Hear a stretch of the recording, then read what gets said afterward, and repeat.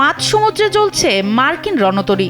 যুক্তরাষ্ট্রের গর্ব $13 বিলিয়ন ভাসমান দুর্গ ইউএসএস জেরাল্ড আর ফোর্ড এখন এক বিধ্বস্ত রণক্ষেত্র। গত সপ্তাহে এক অগ্নিকাণ্ডে টানা 30 ঘন্টা জমে মানুষের লড়াই চলেছে এই ইস্পাতের দানবে। আগুনের সূত্রপাত কোনো শত্রু আক্রমণ বা বারুদ থেকে নয়, বরং সামান্য লন্ড্রি ড্রায়ার ভেন্ট থেকে। সেই আগুনই ভেন্টিলেশন পাইপ দিয়ে ছড়িয়ে পড়ে রণতরীর রন্ধ্রে রন্ধ্রে। টানা 10 মাস ধরে লোহিত সাগর থেকে পারস্য উপসাগর দাপিয়ে বেড়ানো এই জাহাজটিতে এখন সাগরের নোনা জলের চেয়েও তেতো অভিজ্ঞতা হচ্ছে নাবিকদের।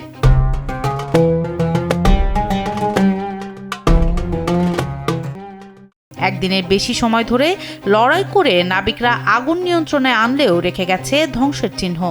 যুদ্ধজাহাজটি বর্তমানে লোহিত সাগরে ইরানের সাথে চলমান উত্তেজনাপূর্ণ পরিস্থিতিতে মোতায়েন রয়েছে। সেন্ট্রাল কমান্ডের দাবি অনুযায়ী জাহাজের ইঞ্জিন বা যুদ্ধ সক্ষমতা অক্ষুণ্ণ থাকলেও ভেতরের চিত্রটা বেশ করুণ।